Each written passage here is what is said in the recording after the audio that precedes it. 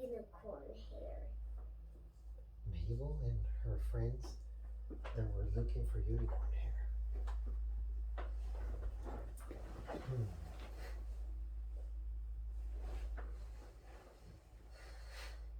Hmm.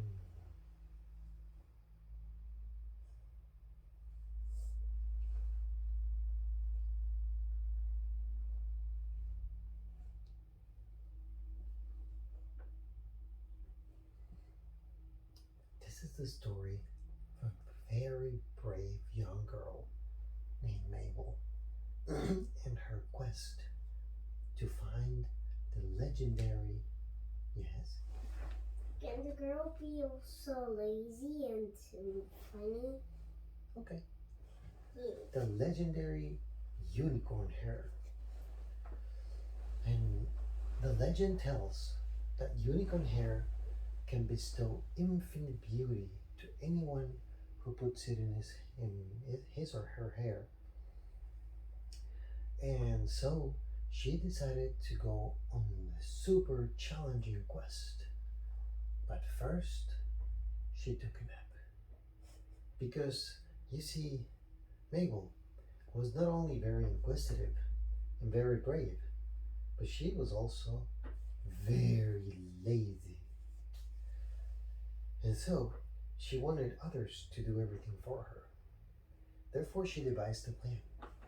The plan went as follows: she would start a rumor that unicorn hair was an amazing magical thing, yes?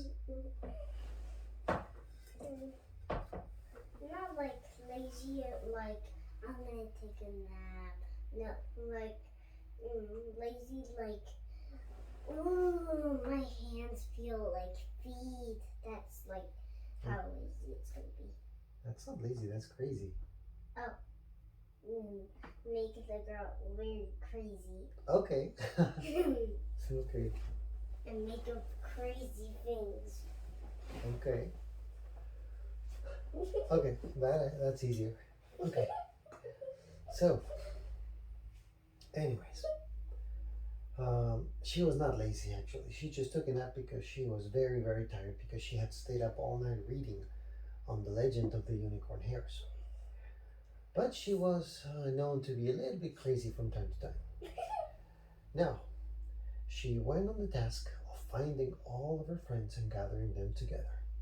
And she told them of the following tale. Legend has it that there is a magical unicorn living in the woods behind our houses. Oh, said every other kid in the block. And that if any of us could capture but a little bit of hair from this magical unicorn, and hang it in its hairs, it would make the person holding the unicorn hair incredibly beautiful. Oh, said everyone. And then she said, I need 3 volunteers to come with me into the forest. It's going to be a risky mission. And one of the girls said, me. And so, what was the name of the girl? Mabel. Mabel said, yes. Who are you? I'm Amanda, I said. All right, Amanda. Who else? And a big fat kid raised his hand. Can I? Said the big fat kid.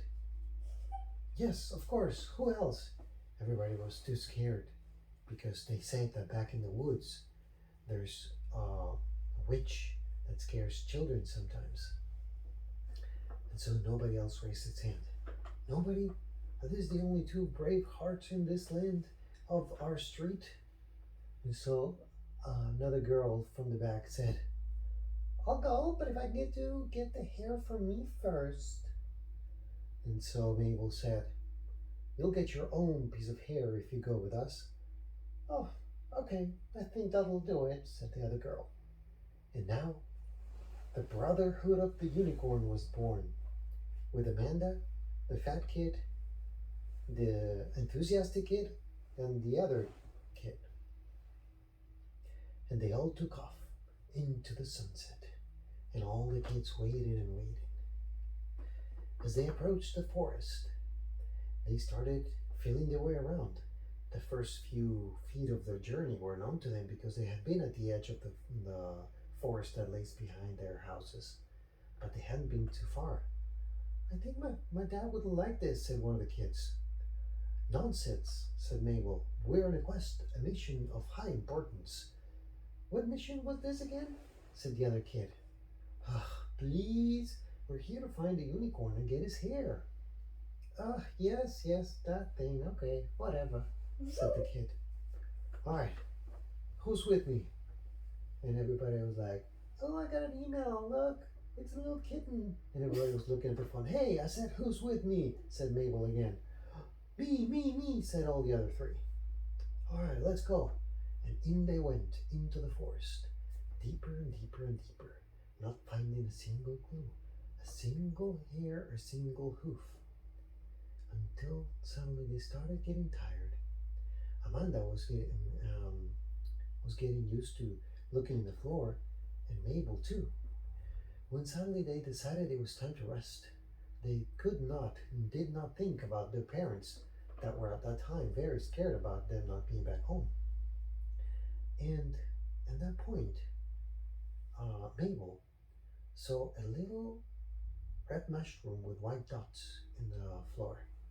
She thought it reminded her of the Christmas mushrooms that adorn the Christmas trees and the Christmas themed decorations, and thought maybe it's made out of candy or something because she was very hungry and she decided to eat it.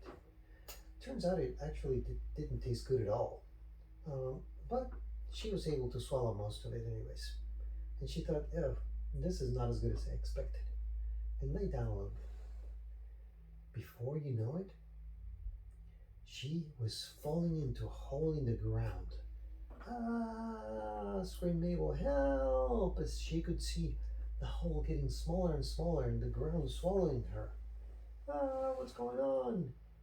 And suddenly, poof, she fell into what seemed like a mountain of flowers, so high that it cushioned her fall. And they smelled quite sweet and fragrant and delicious. Oh no, what is this? Said Mabel as she looked around and noticed that there was light. But she remembered that it was dark. She was in the middle of the forest at night. Where was she? When she looked up, and she saw the most incredible thing ever. She saw a huge flying horse, which is what unicorns are. Unicorns are flying horses with a horn on their foreheads. She was ecstatic. She found it. She said, girls, guys, come here. But she looked around and she was all alone.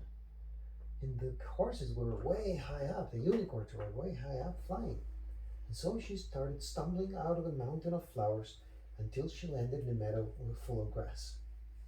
Hey, hey, she shouted out to the hole that was now there but a blip in what seemed like a blue sky. Wait a minute, how could there be a blue sky under the earth? How long have I fallen? Thought Mabel. And when suddenly she saw one of the huge unicorns that was flying land not too far from her, and they started observing her. And she immediately got distracted and thought of the mission. A hair of unicorn, said the legend, would turn me into the most beautiful girl around. And so she approached, but the unicorn hoofed and took a step back. Who are you? Said the unicorn. You can speak, said Mabel. Of course, said the unicorn. We are unicorns. I should have thought about it. Unicorns are not horses. Unicorns are a form of horse that's way more evolved. What are you looking for? You shouldn't be in our land. Well, you see, I was just, if I may, said Mabel, I would respectfully request the strand of your hair, beautiful creature. What for? Said the unicorn. Because the legend says that a strand of hair from your back can make a person the most beautiful ever. Laughed the unicorn with the unicorn tone. Sure, I'll give you a strand of my hair. Laughed again. By the way, there's a mirror. And so and the unicorn gave her a strand of his hair. And she put it in her hair. And what she saw was weird. She looked exactly the same, but she had like fire coming inside of her. And she got really scared. She looked at her chest and there was nothing. But she looked at the mirror and there was like fire in here, but it didn't feel like burning. What is this? Said Mabel to the unicorn. Unicorn hair does not make you beautiful, it just shows you who you truly are. If you are beautiful inside, the unicorn hair will make you see it when you look at yourself in the mirror. But what does that mean, that I have fire inside of me? It means that you have the potential to create anything you want. All you have to do is use your internal fire. My internal fire? What do you mean? How do I do that? Asked Mabel. By always focusing on the positive things. Then you create what you focus on. I don't understand, said Mabel. You will when you're older, said the unicorn. Now I have to take you back to your land up there. Hop over me. Okay, said Mabel, and climbed over the unicorn. Hey, what are you doing? Ah, said Mabel as the unicorn took flight and started winging its huge wings. Mabel could barely hold herself by the crane of the horse and grabbing as hard as he could while the unicorn flew higher and higher and higher until suddenly she saw that little hole where she had fallen through getting bigger and bigger and bigger, and the unicorn lunged at that hole, and suddenly she closed her eyes in fear, and poof, when she opened her eyes, she was back in the woods where she had stood. Rain was falling on her head, and her friends were telling her, hey, I think we better go back home. I found it, said Mabel. I found a unicorn. What? Where is it? What do you mean? We've been sleeping here the whole time, said one of her friends. No, look, in my hands. And when she looked at her hands, she had just a couple of blades of grass. But that's not possible. He was with me. I had some hairs on my hand. Come on, we have to get back home. It's very late. Our parents must be worried. And so they did. They went back home.